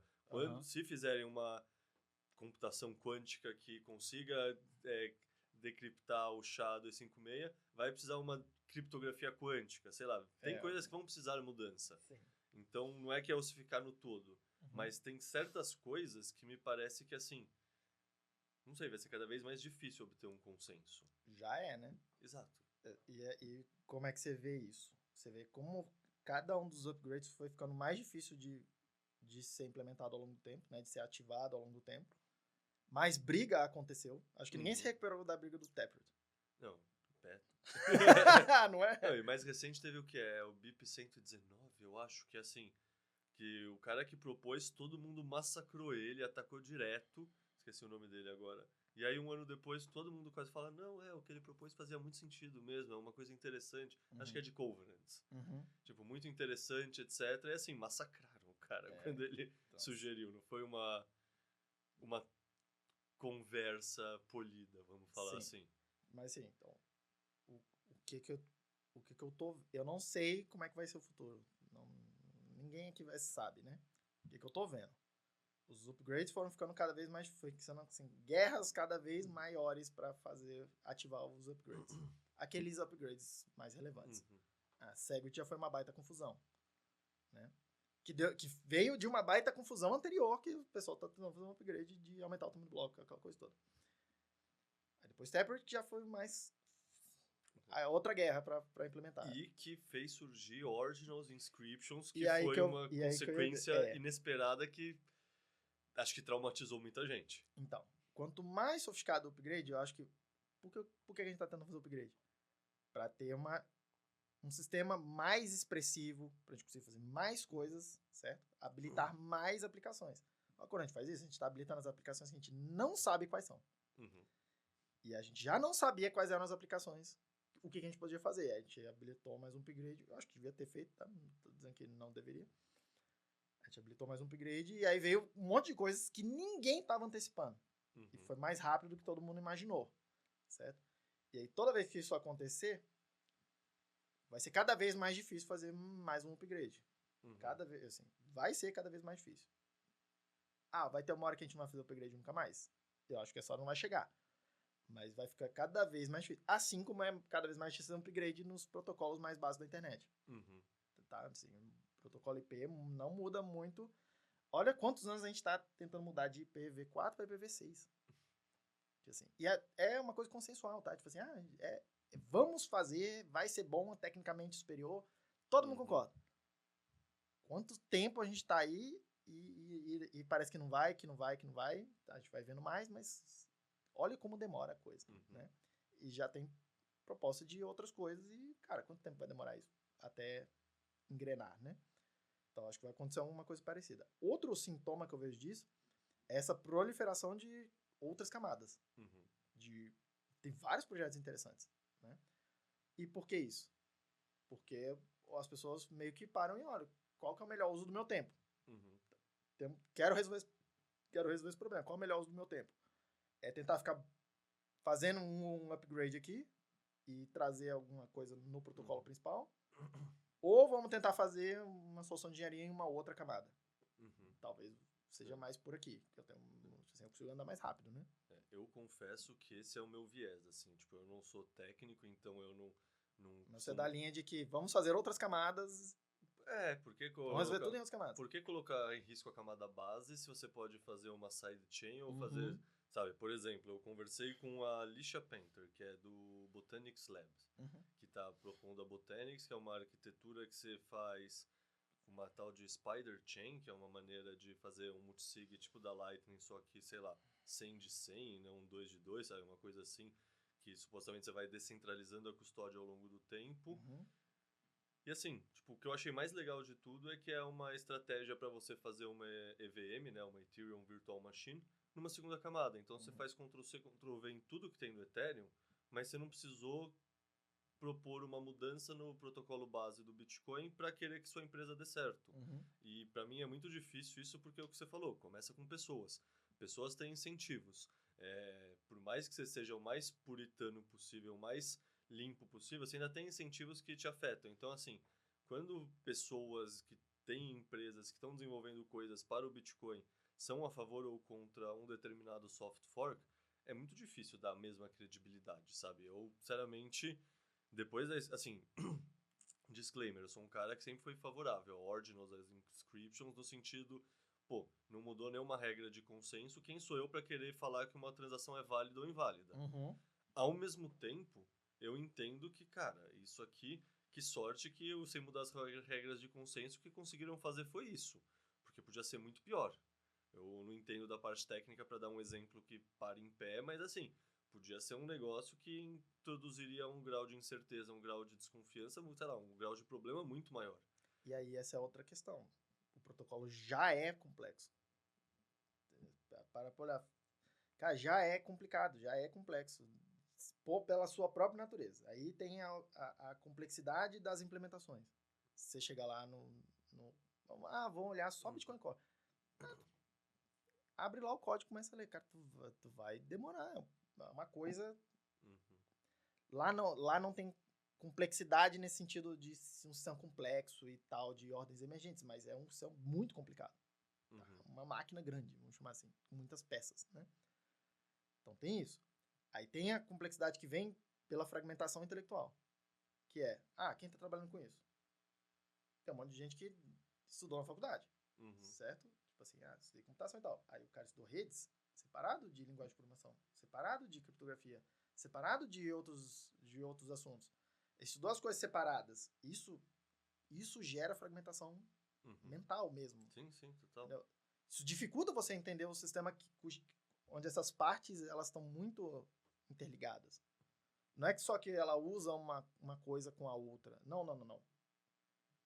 Ela tá ligada, é tipo um organismo quase, entendeu? Se você tirar um órgão seu, você morre. Isso me lembra muito aula de história, assim. Tem poucos órgãos opcionais no nosso corpo. Sim, tipo, aula de história é isso. Você aprende primeiro, sei lá, um processo só vai tendo a descrição, mas você não entende como uma coisa está interligada com a outra e parece só coisas meio esquizofrênicas que você estudou e não foram conectadas. E é isso, no fundo, se você não consegue fazer essas conexões, ligar esses pontos, o conhecimento fica solto, fica boiando, é uma sopa de fatos que você decorou na sua mente, mas não tem um grande fio condutor, né? Tipo, no fundo, o que você está falando é que a disciplina Bitcoin seria esse fio condutor que juntaria essas coisas para você estudar junto, né? Eu acho que tem espaço, tem complexidade suficiente para ter, vou chamar assim, agora, uma disciplina, não um curso com tantas horas lá, 60 horas, e que o aluno vai... Não é disso que eu estou falando mais. É porque a gente confunde esse nome, a disciplina... Justo. Né? O curso acadêmico ali, aquela matéria que ele precisa fazer na faculdade, com 60 horas, por exemplo. Então, vou chamar isso de curso. Não, tô falando de uma disciplina como um ramo do conhecimento. Sim, exato. Né? Eu entendo que tem complexidade suficiente para a gente olhar. Podia ter uma faculdade de engenharia, talvez, de Bitcoin. Não, pra mim não soaria estranho. Não, se você ainda colocar a parte de mineração e ter que falar a parte elétrica, nossa, tipo, Entendeu? imagina, sobra... Exatamente. Imagina, sobra assunto. Daria pra fazer um curso de graduação inteiro, assim, de 3.600 horas, um curso de engenharia, Sim. onde Bitcoin é a linha mestra Uhum. do problema intelectual que está tentando se resolver ali, né? Sim. Nossa, Assim como a eletricidade é uma linha mestra disso, a eletrônica é uma linha, processamento de sinais, né? Uma linha mestra disso. A engenharia mecânica, o movimento, a termodinâmica é uma linha mestra disso. Me parece que hoje a gente já tem complexidade suficiente para isso. Quando é que a gente vai chegar lá? Não sei. Vai ter? Não sei. Tem que começar assim, né? Tem vai uma ter, disciplina vai. A que... questão é se vai ser dentro da universidade ou vai ser coisas privadas, tipo uma 21 ou tipo a Refúgio Bitcoin, sabe? Onde vai estar esse hub de informação, não sabemos, mas que vai ter, eu acho que assim... Que é uma coisa que eu olhei e falei assim, o Lucas é no Brasil o Lucas é o catalisador disso. Uhum. Se essa, eu acho que essa é a minha missão, o Lucas vai me ajudar na minha missão, então vou ajudar na missão do Lucas. Com certeza. É assim que eu acho que tem que funcionar, entendeu? E aí vai formando esse ecossistema. Vocês estão aqui, são bipas, é outra coisa. Mas você se beneficia desse ecossistema. E aí você olha e fala assim, então vamos trazer de volta e vamos contribuir com esse ecossistema. E aí ao longo do tempo não tem como isso não virar alguma coisa bacana. Cara, Eu não sei o que vai ser. 100% de acordo. Cara, já tô vendo seu relógio aí, já tá quase no meio-dia. Eita, nem tinha visto. Então, eu costumo fazer 2 perguntas para encerrar, você já antecipou metade da resposta de uma delas, mas eu ainda vou fazer. Mas primeiro, tem alguma coisa sobre esse tema Bitcoin, ele na universidade, ele como disciplina, ele como ensino, algo desse assunto que a gente não falou, que eu não te perguntei, que você queria trazer? Para qualquer um que está ouvindo aí, aluno de graduação ou está pensando em fazer faculdade, não espera ser professor para estudar Bitcoin. Assim como não espere ser professor para aprender a programar ou aprender a tecnologia A ou a tecnologia B. Se vira e aprende sozinho. Sim, né? Hoje em dia com o YouTube... Não espera. E não tenta ficar empurrando na universidade também. Vai e aprende e faz as coisas. Eventualmente, vai ter um professor que você vai conseguir interagir mais e ele vai talvez ser um mentor ali para você, talvez você vai interagir mais profundamente, talvez você consiga bolar um projeto de iniciação científica ou de trabalho de conclusão de curso, alguma coisa mais nessa linha, e aí você vai puxando por aí, mas não espera as coisas acontecer, faz sua carreira ali dentro e não espera a universidade. No fundo, você é o principal interessado e você é o cara que vai construir seu sonho no mundo, né? O curso é seu, não é da universidade. Exato. E ser autodidata tem muito valor. A gente pega muito professor ruim na faculdade, a gente... Tipo, se você não achar que isso é sua responsabilidade, você correr atrás, você vai aproveitar muito menos do que você poderia as oportunidades que forem colocadas na sua frente. E acho que é isso, assim. Acho que é o principal recado, principalmente pra molecada que tá começando. É o meu público maior ali, aqueles... eu chamo de molecada, mas é os meninos de 20 e poucos anos ali. Estão na faculdade, tá todo mundo meio perdido ali, o que eu faço, que não sei o quê. Cara, assim, vocês estão numa possibilidade... Essa molecada tem tempo. Tem uns meninos que são brilhantes, cara. Agora, eu acho que também a meninada espera muito a gente falar, faz isso, faz aquilo. E aí eu acho que a escola, de certa forma, meio que adestrou, né? Sim, ela podou a autonomia, né? Essa coisa de você ser o principal... Sei lá, tem 2 abordagens pra vida, né? Você sempre vai estar num barco e tem uma tempestade aí. Você é o capitão desse barco, você vai tentar navegar ele da maneira que mais evite as ondas e a tempestade, ou você vai deixar o barco na deriva achando que você é passageiro da sua vida. Exatamente. Tipo, a tempestade tá lá, todo mundo vai ter seus próprios problemas, vai ter que lidar com eles, a vida não é fácil pra ninguém. Mas a atitude que você enfrenta a vida que muda tudo, no fundo. Faz o seu próprio curso. Vai ter um monte de matérias que você vai ter que fazer, cursar, que vão ser chatas e que você vai olhar e elas estão lá só pra gastar seu tempo, sim. Vamos falar a verdade. Tá? Não sejamos só idealistas. Né? Sim. Cara, faz elas o melhor que você puder, passa, aprende o máximo que você puder ali, mas meio que tem um objetivo. Fala, cara, eu quero fazer isso, né? E experimenta. Acho que essa é a palavra. O que vai ser Bitcoin daqui a 10 anos? Sei lá, tinha BIP há 10 anos atrás? Não tinha. Nem 10 anos atrás eu tava terminando o mestrado ainda em geologia, estudando a assinatura dos isótopos de chumbo, assim, tipo, a vida muda muito em 10 anos. Tá vendo? Assim. E você tá fazendo uma coisa... E olha só, isso é uma coisa interessante também. Tu hoje tá trabalhando com uma coisa que, na hora que você tava lá na faculdade, fazendo curso de graduação, que era a primeira coisa, cara, nem existia, assim, no seu mundo. Assim, tá? Não existia. Bitcoin existia no mundo, mas isso nem tinha aparecido para você ainda, provavelmente. Não, imagina. Então isso não existia. Não, de certa forma, tá? Cara, o que você vai fazer no futuro não tem como a gente saber. Então, assim, tenta aproveitar o máximo possível, tem excelentes professores. Em todas as faculdades tem excelentes professores. Toda faculdade tem professor ruim. Tem de tudo. Passa nas matérias, tem as matérias chatas, tem as matérias que te interessam mais. Faz o melhor que você puder, mas meio que olha e não deixa de arriscar, do tipo, o que é o assunto de fronteira? O que as pessoas não estão vendo?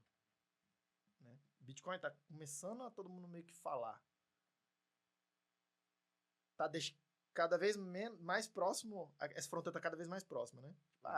Pô, tem ETF de Bitcoin, tem um monte de dinheiro institucional, tem governo minerando Bitcoin. Outro dia eu vi uma foto do Banco Central da Argentina lá, minerando Bitcoin, eu fiquei assim, caramba, tipo, tá deixando de ser uma coisa obscura e ficando cada vez mais mainstream, né?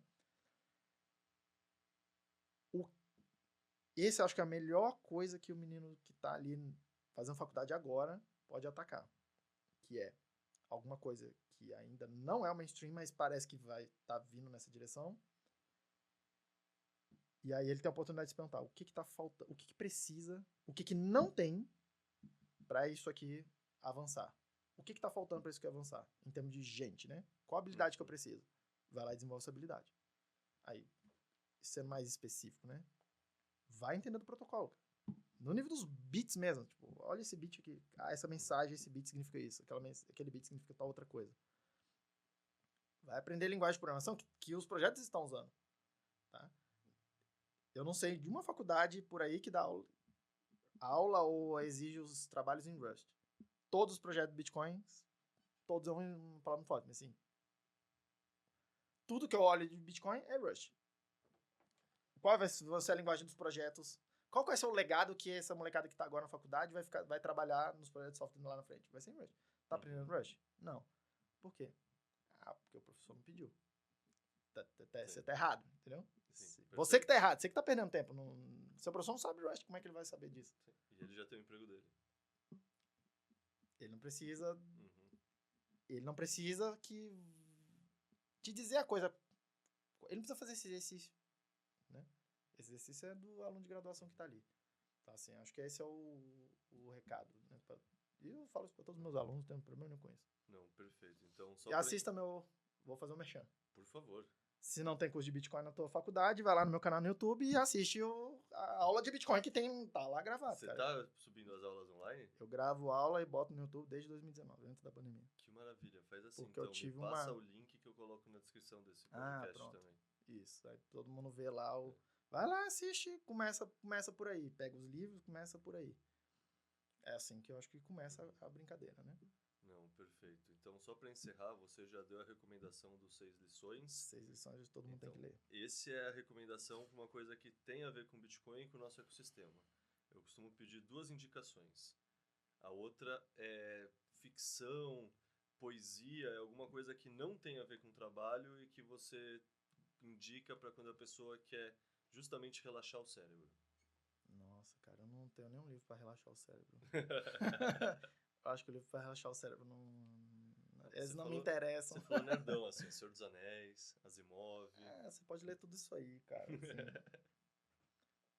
Mas eu acho que o que eu recomendaria não é para relaxar o cérebro, mas eu acho que é um livro que é importante. Assim. Tipo, eu li ele mudou uma chavinha ali em mim. Eu acho que todo mundo tem que ler esse livro.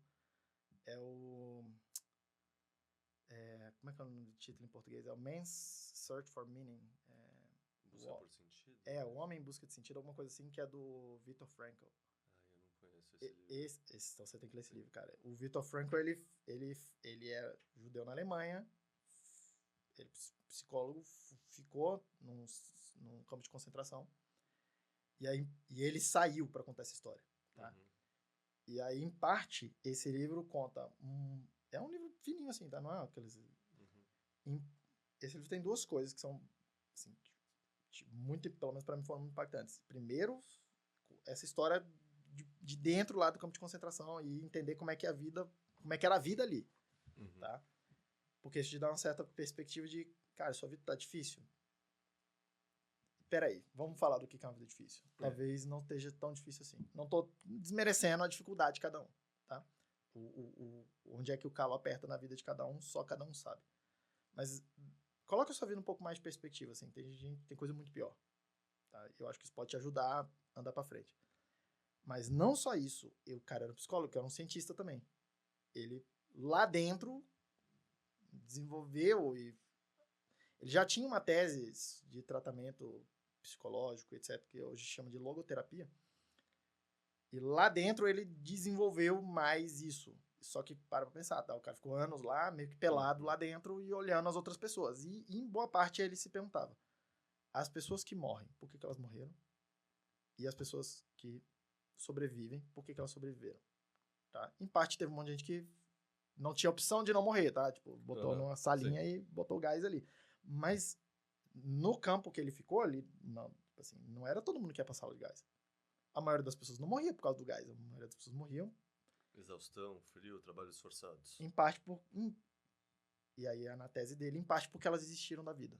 Uhum. Em parte, tá? Então, assim, é muito interessante ver essa tese que é essa coisa de ter um sentido, né? Isso é muito mais poderoso do que parece. E eu acho que tem muita gente precisando encontrar algum sentido para poder botar a vida em movimento, né? Assim, eu acho que esse livro é essencial para todo mundo. Nossa, ele não tem nada a ver com Bitcoin, mas ele tem tudo a ver, né? Eu concordo, assim, 100% com ela. Eu não conhecia o nome, mas eu já tinha ouvido falar da história desse livro e, assim, no fundo, sei lá, eu sempre me senti assim, sabe? A pessoa que não sabe muito, tipo, tem várias opções, mas não sabe para onde apontar, o que vai estruturar a vida, o que fazer. No fundo, foi muito... Pra mim, o Bitcoin foi isso, tá ligado? Foi, tipo, uma coisa que... Que deu sentido. Que deu sentido, e não é só pelo lado financeiro, mas é que toda a parte humanitária do Bitcoin é uma parte maravilhosa, assim. A gente conversa muito mais sobre o ETF, a Faria Lima e o Larry Fink, mas o que o Bitcoin faz pelos refugiados da Ucrânia, pelo pessoal da Argentina, pelo pessoal da Venezuela, vai fazer pra gente no Brasil, faz pelo pessoal na África, puta, isso é fantástico, assim. Isso, todo o meu lado... os pianos, assim, ele fica feliz vendo esse tipo de coisa, sabe? Tendo essa alternativa, assim, sabe? Querendo ou não, sei lá, sentido é o que dá, sei lá, pra mim, pelo menos é o que faz a vida fazer sentido. É foda, sentido, propósito é o que faz a vida fazer sentido, assim, senão você é um autômato só fazendo as coisas sem sentir nada, assim, isso... E aí a gente fica essa vida meio nihilista. No fundo é aquela história, né, que Nietzsche falava, que a gente matou Deus e não colocou nada no lugar, e aí a gente ficou com esse grande senso de vazio. Tipo, a resposta dele era uma coisa meio utópica, que era cada um tem que criar seu próprio significado, sua própria moral, seus próprios costumes, mas na verdade, assim, parte disso faz sentido, parte disso é aquela que a gente estava falando no comecinho, que a gente fica muito isolado, a gente não toma cafezinho com as pessoas, sabe? Parte do sentido é, pelo menos na minha opinião, né? Quem sou eu? Eu não sou um grande filósofo, mas na minha opinião, quanto mais a gente tiver adesão ao nosso passado evolutivo, mais fácil é encontrar esse sentido. Por quê? Porque a gente, beleza, nosso software ficou muito sofisticado, mas nosso hardware, ele foi programado com tribos de 100, 150 pessoas, você comunicava com ela todo dia, você dormia à noite e ficava acordado durante o dia, não tinha café te gerando privação de sono, era escuro à noite, você fazia atividade física com frequência, tem umas coisas assim que vão melhorar o seu bem-estar, vão melhorar, sabe, como você está vivendo a vida, e assim, não é um substituto para propósito, mas quando você está bem consigo mesmo, essas coisas estão acontecendo, é muito mais fácil você encontrar um propósito e um sentido, porque você não está confuso, você não tá, sabe, olhando todos os sinais e sem ver nada, assim. Eu acho que é por aí. Bom, é isso, vamos comer? Você deve estar morrendo de fome aí, a gente também tá